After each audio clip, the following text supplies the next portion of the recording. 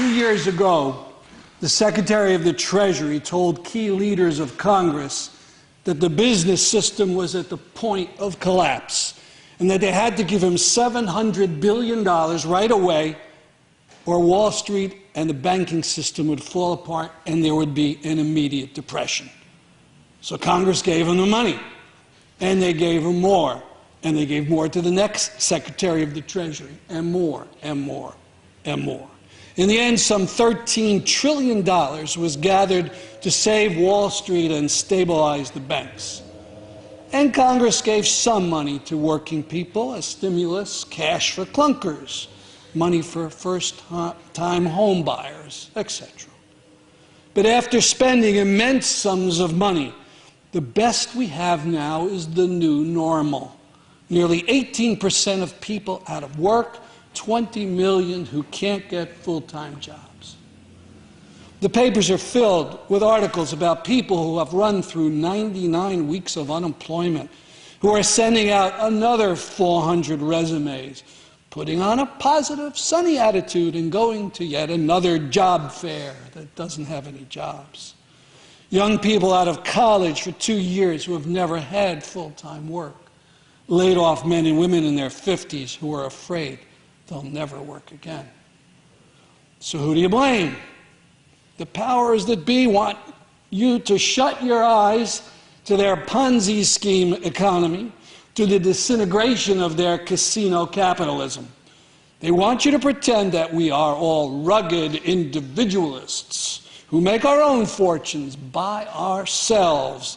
And if you have a problem, it's your own fault.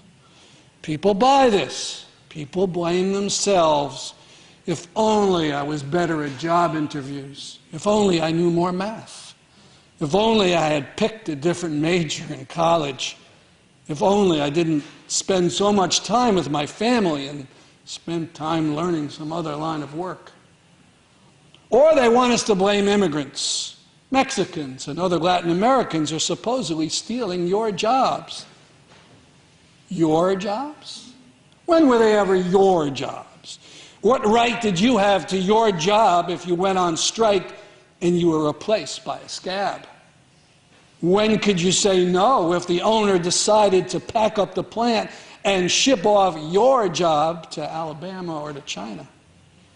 And how can you blame immigrants for creating the subprime credit default swap collateralized debt obligation securities that went bust and threw 8 million people out of work?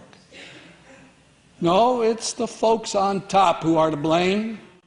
Private enterprise can't do the job. We've been in a business crisis for 3 years. Is this our fate for many years to come? Are we to be paralyzed just at a time when the threat of global warming and climate catastrophe demands we take action? There is an alternative. During the Great Depression, the United States government put millions of people to work directly. They did everything from building huge dams to painting murals in post offices or performing plays in little towns. That's public enterprise, and we need it again to come to the rescue. Public enterprise. Back in January 2010, the Greater New Haven Central Labor Council came up with an idea, $1 trillion for U.S. jobs. It called for millions of new government jobs in production and transportation and education to create a new green economy. Well, that's a great start. We should be demanding the government fund enterprises that will hire people directly and permanently in full-time jobs. The businesses should be run by the workers themselves so that the company wouldn't be tempted to make money by polluting the community or pulling up stakes and moving to another city. There's a flyer I'll pass out called A Program to Put America Back to Work. It's a proposal on how to spend $1 trillion on public enterprise.